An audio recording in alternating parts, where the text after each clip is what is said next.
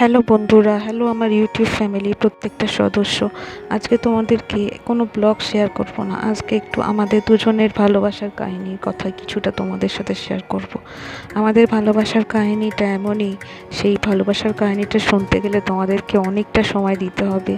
আর আমি সত্যি কথা বলতে অতটা যদি সময় ব্যয় করে তোমাদের জন্য ভিডিও করি তোমাদের অতটা ভালোও লাগবে না। তাই আমি ছোট করে একদম অল্পর ওপর আমি আমাদের ভালোবাসার কাহিনী কিছুটা তোমাদের সাথে শেয়ার করব। তোমাদের দাদা ভাইয়ের সাথে আমার সম্পর্ক কিভাবে হয়েছিল, আর কতদিনের সম্পর্ক আমাদের, আর আমাদের দুজনের বন্ডিং এত সুন্দর কেন, আর এইসব ব্যাপার। তো আমি যখন ক্লাস 12-এ পড়ি বন্ধুরা, তখন আমার জীবনে তোমাদের দাদাভাই এসেছিল।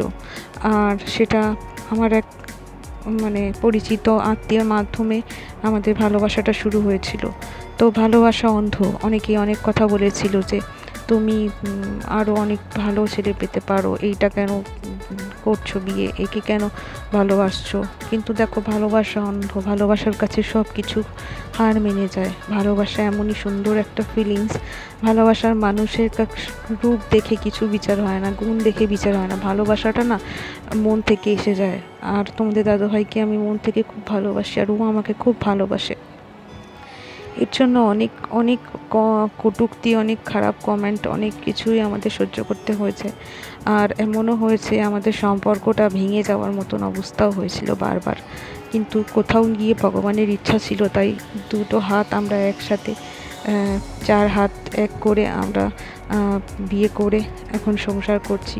তবে বিয়ের পরের জীবনটা আমার ভালো ছিল না বা ভালো হয়নি। হয়তো ভগবানের এটাই ইচ্ছা ছিল, সেটা অন্য একটা লাইফের স্টোরিতে বলবো।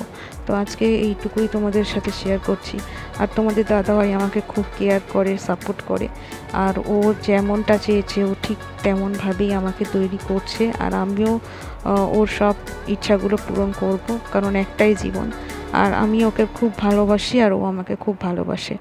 আর আমরা আমাদের জীবনে অনেক প্রতিবন্ধকতাকে পেরিয়ে একটু একটু করে আগে বাড়ছি। তোমাদের ভালোবাসায় আমাদের সম্পর্কটাও যেরকম সুন্দর হবে, আর আমাদের ইউটিউব চ্যানেলটাও আশা করছি খুব ভালো হবে, বড় হবে। এই আশা রেখে তোমাদের সাথে আমি ভিডিও বানাচ্ছি। এমন ভাবার কোনো কারণ নেই যে আমাদের জীবনটা খুব সহজ সরল। না গো, আমাদের জীবনেও অনেক ঘুরপ্যাচ আছে।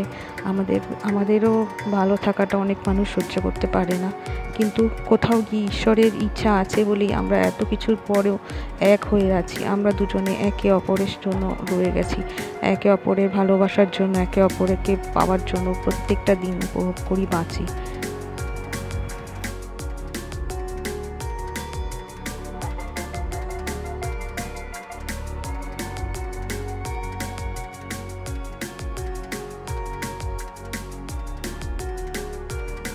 হয়েছিল, বাট তারা কোনোভাবেই কেউ সফল হয়নি। কারণ ভালোবাসার মানুষকে কখনো ভালোবাসার মানুষের কাছ থেকে দূরে সরানো যায় না, তাকে টাকা দিয়েও কেড়ে নেওয়া যায় না। ভালোবাসা এমনই একটা সুন্দর অনুভূতি, ভালোবাসা এমনই সুন্দর একটা ফিলিংস, যেটা ভালোবাসার কাছে টাকা কোনো ইয়েই না।